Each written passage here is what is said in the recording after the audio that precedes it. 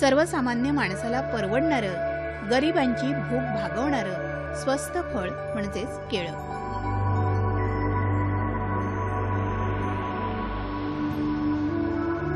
भारतात अंदाजे 2,20,000 हेक्टर क्षेत्र हे केळी लागवडीखाली आहे.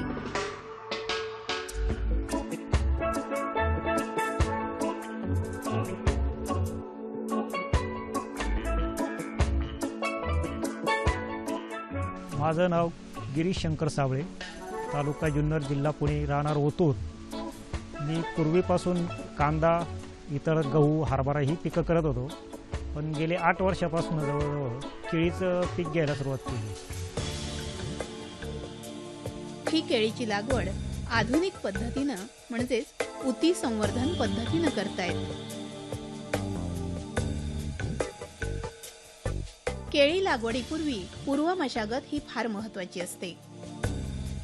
लागवडीपूर्वी जमीन नांगरून त्यामध्ये कुळवाच्या पाळ्या देऊन कंपोस्ट खत घालून साबळे यांनी आपली जमीन लागवडीखाली आणली. केळीची लागवड करताना G9 हे जैन इरिगेशनच्या कंपनीची रोपं वापरतो आम्ही. G9चे रिझल्ट म्हणजे G9चे लंगर रोगाला बळी पडण्याची प्रतिकारशक्ती त्यांच्यात जास्त राहते, बळी पडत नाहीत लवकर. लंगर त्याचे सरासरी 35 ते 40 किलोच्या आस पुढे जातात वजनाला.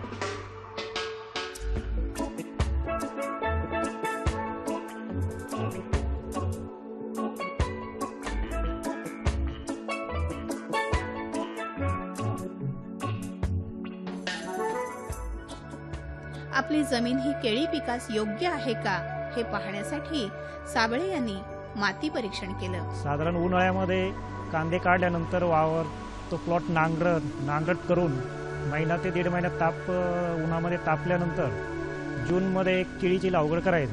सुरुवातीला लागवडीच्या अगोदरच माती परीक्षण केलं जातं. त्याच्यामध्ये जे घटक कमी आहेत मातीमध्ये तेच त्या प्रमाणात ती खतं दिली जातात.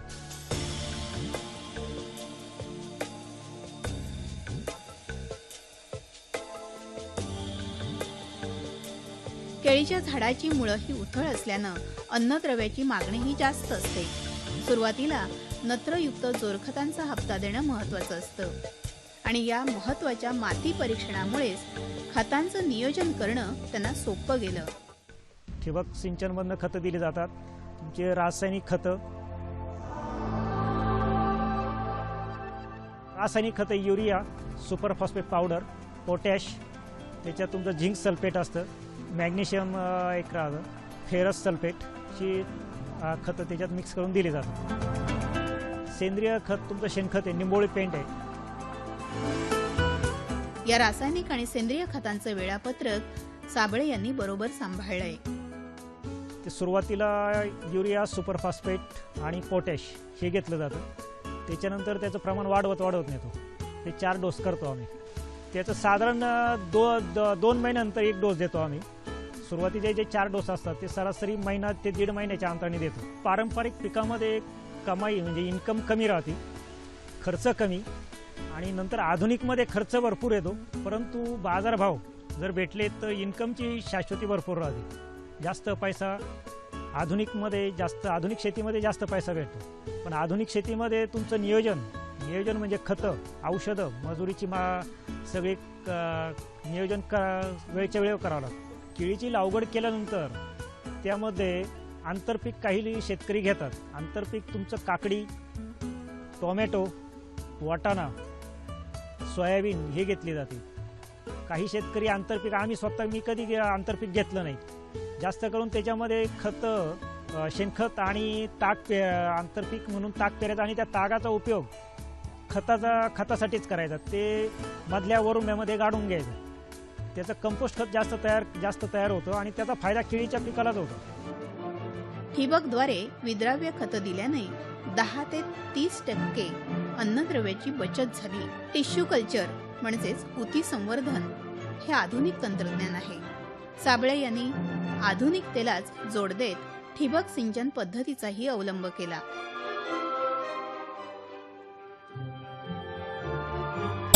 एक रोप घ्यायला 14 रुपये प्रमाणे हुंडी येते. त्याची लागवड सगळा टोटल खर्च सरासरी एका झाडाला 50 ते 60 रुपये खर्च येतो.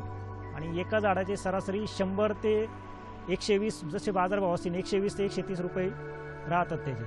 सरी पद्धतीवर लागवड करून साधारण 6 बाय 6च्या अंतरावर केळीची लागवड करतो. त्याच्यानंतर 8 दिवसानंतर ड्रिंचिंग त्याला औषधं सोडायला सुरुवात करतो. केळी पिकाला भरपूर पाणी लागतं, पण खोडालगत पाणी साठून राहणार नाही याचीही काळजी घेणं आवश्यक असतं.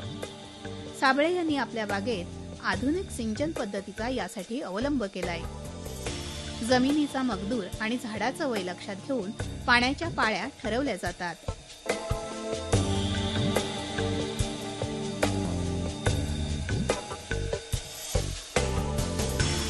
पाणी ठिबक सिंचनद्वारे दिलं जातं आणि सुरुवातीला दिवसाला 2 तास दिलं जातं आणि नंतर गरज असेल त्याप्रमाणे दिवसाआड 2 तास दिलं जातं. केळी या पिकामध्ये लागवडीनंतर 10 ते 12 महिन्यात झाडावर लॉगर म्हणजेच घड येतो. साधारण उंची त्याची 5 ते 6 ते 7 फुटापर्यंत उंची वाढते आणि 7व्या महिन्यामध्ये केळी यायला सुरुवात होती, म्हणजे लंगर फेकायला सुरुवात करतात. 9 ते 10 ते 11 महिन्यापर्यंत केळी कापणीला सुरुवात होते. केळ फुलामध्ये पूर्ण या फण्या झाकल्याच्या सुरुवातीला. त्यानंतर केळ फुल जसं उमलं तसं त्या फण्यावर जातात. आता याचं हे संपलेलं आहे, हे मोडलं तरी चालतं. हे ज्यावेळेस मोडलं जातं त्यावेळेस वरची केळ लवकर पक्व व्हायला सुरुवात होती. इकडे खाली जो अन्नरस येतो तो बंद होतो यायचा याच्यात. केळी पिकाची लागवड ही टिश्यू कल्चरने केल्यानं घडाचं वजन म्हणजेच उत्पादन हे चांगलं असतं. केळीच्या घडाचं वजन हे 25 ते 35 किलो पर्यंत असतं. साधारण 9 महिन्यापर्यंत त्याची दुसरी कापणी होते. दुसऱ्यांदा त्याला लंगर येतात. केळीच्या झाडावर प्रामुख्याने बंची टॉप म्हणजेच शेंडा झुपका किंवा पर्णगुच्छ या रोगाचा प्रादुर्भाव होतो. बंची टॉप हा प्रकार कोणता असा सीझन नाहीये. त्याचं तुम्ही लागवड केल्यानंतर कापणी होईपर्यंत तो कधीही पण येऊ शकतो, कोणत्याही झाडावर येऊ शकतो. लहान झाडावर येऊ शकतो, ज्या झाडाला आता तुमचं फळ यायचं त्या झाडावर तो येऊ शकतो. त्याला असं निश्चित कालावधी नाहीये. हा रोग विषाणूमुळे होतो. यामध्ये केळीच्या झाडाची वाढ खुंटते, झाडं ही खुजी होतात, झाडाची पानं ही तोकडी होतात आणि गुच्छासारखी दिसतात. हे जे झाड आहे हे बंची टॉपचा प्रकार झालेला आहे. याला केळांची साईज लहान आहे आणि अशी वाकडी केळं आहेत त्याची. हे लंगर ज्यावेळेस बाहेर फेकला जातो त्यावेळेस याच्यावर हा रोग आलेला आहे. त्याच्यामुळं हा लंगर पण केळं लहान साईजची पडतात, ती पिकली तरी केळं खराब लागतात. हे केळं घेत नाहीत, व्यापारी घेत नाहीत. शेजारच्या झाडांना त्याची रोगाची लागण होती. दोन्ही बाजूची झाडं आहेत त्या झाडांना त्या रोगाची लागण होऊ शकते. तर हे कापून फेकून द्यायचं. खालून पूर्ण सगळे कंद वगैरे उपटून फेकून द्यायचे खांडून. तिथं M45 वगैरे जे दुसरी पावडर आहे तुमची बुरशीनाशक ती टाकून जागा निर्जंतुक करून घ्यायची. कोणतं एक जे चांगलं पील आहे तो ठेवतो आम्ही, बाकीचे सगळे काढून कापून टाकतो. ज्याला बाजूनी खतं वगैरे सोडून खतं टाकून ते झाड मोठं केलं होतं. साबळे हे केळीचा खोडवा घेतात. यामध्ये केळीची पानं आणि केळीचं जे मुख्य खोड आहे ते कापून ते केळीच्या 2 सरीमध्ये टाकतात. याचा उपयोग आच्छादन म्हणून होतो, तसंच सेंद्रिय खत म्हणूनही होतो. हे जो पाला आहे केळ कापल्यानंतर लंगर कापल्यानंतर सगळी पानं झावळी काढली जाते, मध्ये टाकली जाते. त्याच्यावर ते टाकली की पावसाच्या सुरुवातीला त्याच्यावर सुपर फॉस्फेट पावडर थोडं जे खत आहे रासायनिक खत ते टाकायचं. ते कुजलं जातं, त्याचं कंपोस्ट खत तयार होतं. आणि याच्या खालोही सगळ्या या झाडांच्या मुळ्या त्याच्या खाली जास्त करून पसरलेल्या असतात. त्यांना ते नैसर्गिक ह्युमस जे बोललं जातं आपण ते भेटतं जास्त करून. त्याच्यामुळे झाडांची वाढ चांगली होते, गवत होत नाही आणि झाडांची वाढही चांगली होते. गेली 10 वर्ष साबळे हे केळीची आधुनिक पद्धतीने लागवड करून भरघोस उत्पादन घेत आहेत.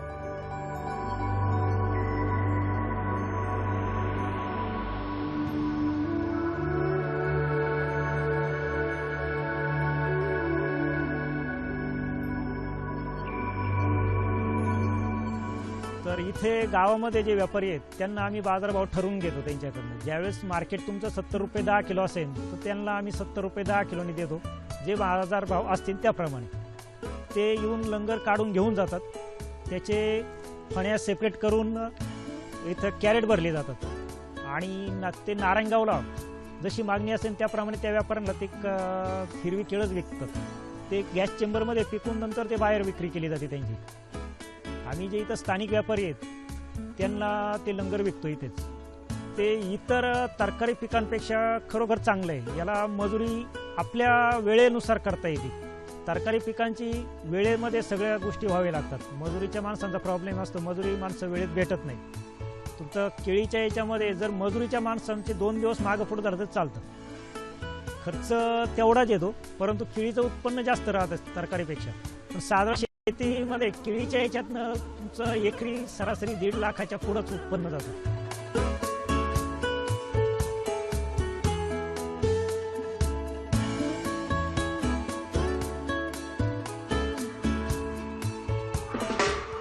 आपणही आधुनिकतेची कास धरून अशीच शेती केली पाहिजे आणि भरघोस उत्पादन काढलं पाहिजे.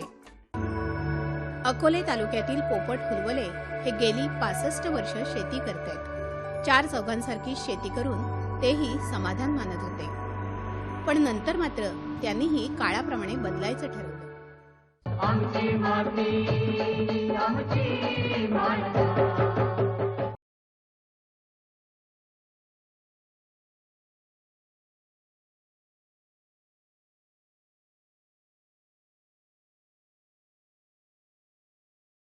अकोले तालुक्यातील पोपट हुलवले हे गेली 65 वर्ष शेती करतायत. 4 चौघांसारखी शेती करून तेही समाधान मानत होते.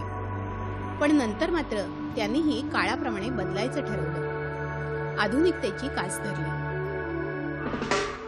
बटाट्याच्या शेतीत आज ते पूर्णपणे मशीनचा वापर करतायत. त्यांच्या शेतीला पाणी पुरवठा करण्यासाठी अकोले तालुक्यातलं सर्वात पहिलं शेततळं त्यांनी खोदलं आणि तेही कुणाचं मार्गदर्शन न घेता.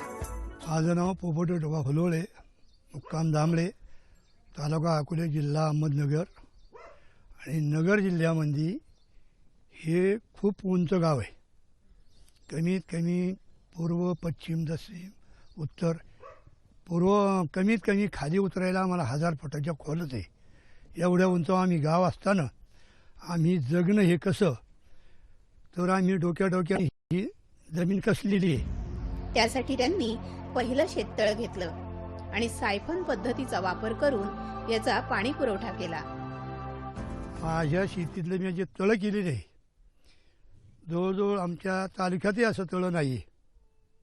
माझ्यानंतर झाली असतील. आत्ता सुरुवातीलाच अकोल्या तालुक्यामध्ये माझं 1 नंबरचं तळं 2009लाच काम केलेले आहे. त्याच्यानंतर माझ्या तळं पाहायला बरीच लोक दररोज यायची. काम चालू असताना कमीत कमी 5-50 माणूस जवळजवळ दररोज इथं हजेरी लावायचं. आणि मग ते मार्गदर्शन लोकांनी घेऊन माझं इथं शेजारी ब्राह्मणाच्या पुढं कळम गाव आहे, तिथं 9 तळी झाल्यात माझं झाल्यानंतर. म्हणजे त्या लोकांनी माझं मार्गदर्शन पाहिलं, त्यांनी 9 तळी केलेली आहेत. ब्राह्मणाला ते तळी झाल्यात. त्या तळ्यांपासून शेतीला चांगला उपयोग आहे. पण ज्या वेळेला निसर्ग कमी व्हायला लागला, तिथून पुढं मग डोक्यात आलं का आपल्याला शेततळं पाहिजे. मग संगमनेर तालुक्यात जरा फिरलो, तिकडून माहिती मिळवली आणि मग आपण स्वतःच म्हणलं करावा. तळ्याचं काम चालू करताना मला तळ्यात पाणी लागले.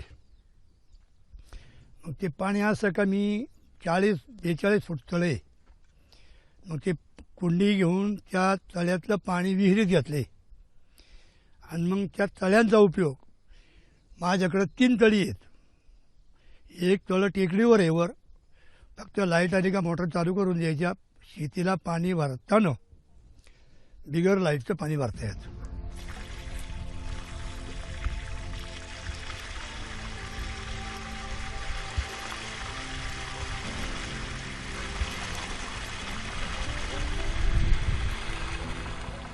या तळ्याची उंची खोली 40-42 फूट आहे, रुंदी 125 फूट आहे आणि लांबी 200 फूट आहे. अशी 52 गुंठ जागा गुंतलेली आहे इथं. आणि इथं जमीनच होती. तळ्या शेजारी विहीर आहे इथं 50 फुटाच्या अंतरावर. त्या तळ्यातलं पाणी विहिरीत घेतलं आणि विहिरीतलं पाणी दुसऱ्या तळ्यात टाकतो, म्हणून तो शेतीला उपयोग होतो. मला 14 एकरला ठिबक करेल, पाहिजे तसं पाणी पुरवता येतं आणि बारेच्या पाण्यापेक्षा ठिबकला पाणी कमी लागत.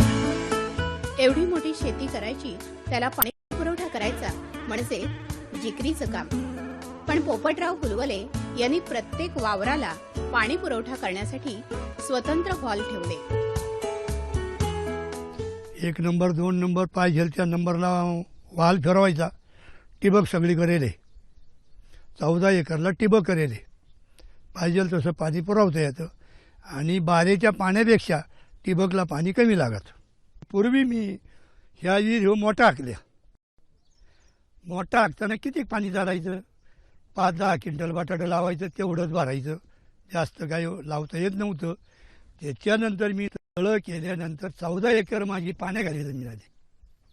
त्याच विहिरीचं पाणी मला 2 महिने तळी भरायला जातं.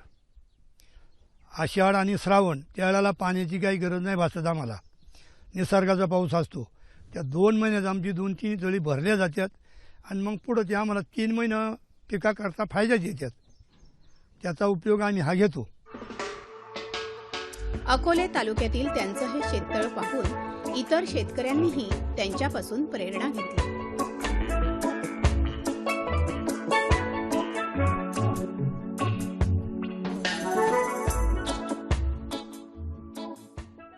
तर मी कोणाला इंजिनियर सुद्धा विचारलं नाही आणि किंवा डॉक्टरला कोणाला विचारलं नाही. आणि काही जण मला म्हटले बुवा याला इंजिनियर कुठून आणला होता, याला पैसे किती दिले. अरे मी म्हणलं आपला जन्मून काय उपयोग नाही म्हणलं. इंजिनियरला जर पैसे देत असताना आपला जन्मून उपयोग काय म्हणलं. आपण आपलं स्वतः डोकं लावायचं.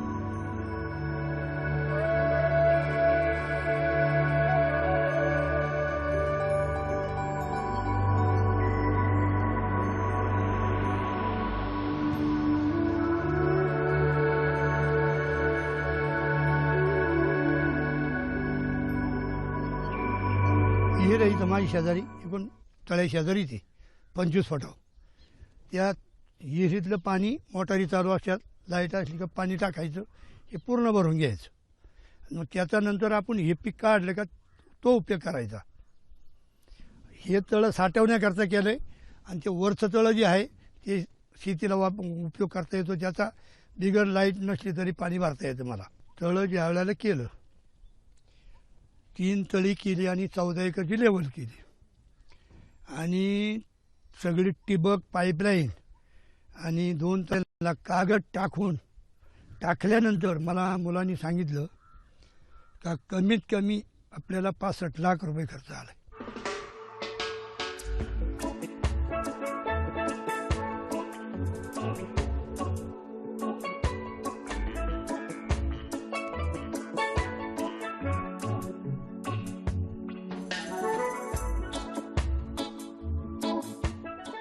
लिकेज झालं तर पाणी कमी होतं आणि पाणी ज्या वेळेला कमी झालं त्यावेळेला मग आपण हे रशी लावून खाली उतरायचं.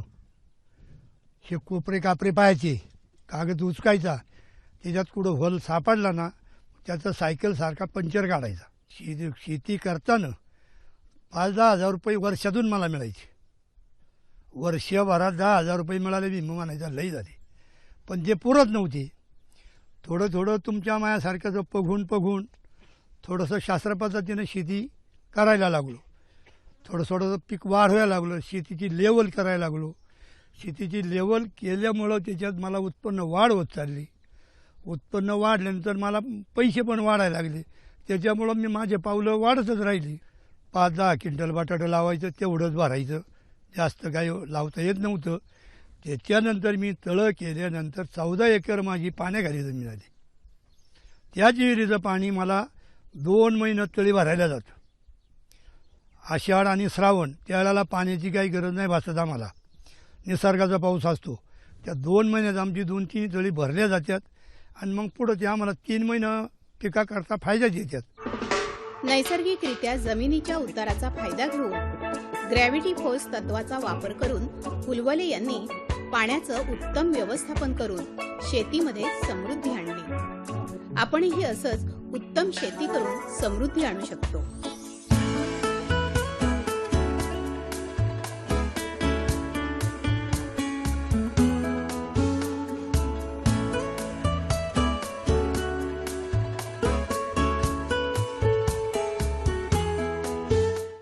या पंचमहाभूतांपैकी जल म्हणजे पाणी याला अनन्यसाधारण महत्त्व आहे. कारण ज्या ज्या ठिकाणी पाणी आहे तिथलं जीवन स्वर्गासारखं सुंदर आहे. आमची माती आमची माता.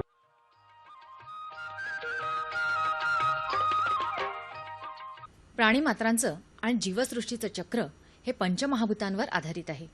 पंचमहाभूत म्हणजे पृथ्वी, अग्नी, वायू, आकाश आणि जल. या पंचमहाभूतांपैकी जल म्हणजे पाणी याला अनन्यसाधारण महत्त्व आहे.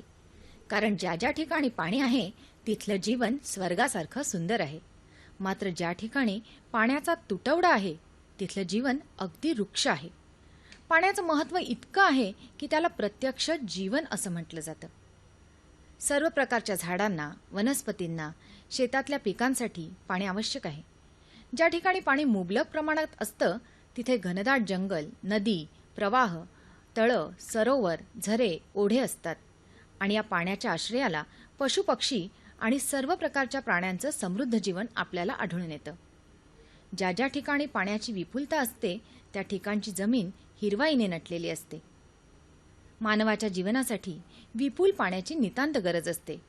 पिण्यासाठी, आंघोळीसाठी, स्वच्छतेसाठी, स्वयंपाकासाठी, कपडे भांडी धुण्यासाठी, पाळीव प्राण्यांसाठी, त्यांच्या स्वच्छतेसाठी, अन्नधान्य पिकवण्यासाठी आणि कारखान्यांसाठी देखील पाणी आवश्यक असतं. संपूर्ण जीवसृष्टीचं चक्र व्यवस्थित चालण्यासाठी जलचक्राची भूमिका फार महत्त्वाची आहे. आपल्याला उपलब्ध होणारं पाणी दरवर्षी पडणाऱ्या पावसावर अवलंबून असतं. आपल्याकडे पडणारा पाऊस मर्यादित आहे. या पावसाचं पाणी नदी, ओढे, नाले याद्वारे समुद्राला मिळतं. हे समुद्राला मिळणारं पाणी मूळ स्थानी अडवणं आणि जिरवणं फार महत्त्वाचं असतं. त्यासाठी नदी, नाले, ओढे आणि योग्य त्या ठिकाणी बंधारे बांधून पाणी अडवलं पाहिजे. शिवाय सर्व प्रकारचे जलस्रोत म्हणजेच तळे, बंधारे, विहिरी, कूपनलिका, पाणवठे यांचं पावसाळ्यात पुनर्भरण करण्याचं तंत्रज्ञान आता उपलब्ध आहे. या तंत्राचा उपयोग करून विहीर, नदी, तळे याबरोबरच भूगर्भातील पाण्याची पातळीही आता आपल्याला वाढवता येते. पावसाचं छतावरील पाणी गोळा करून जलस्रोताचं पुनर्भरण होतं. शेतात तसंच डोंगरावर आणि वाहत्या पाण्याच्या ठिकाणी सलग समतल चर खोदून त्यात पाणी अडून जमिनीत जिरवणं हा अत्यंत महत्त्वाचा उपाय आहे.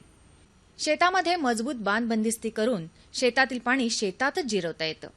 शिवाय शेतात आडवे उभे चर घेऊन पावसाचं जास्तीत जास्त पाणी मुरवता येतं आणि जमिनीतील पाण्याची पातळी वाढवता येते.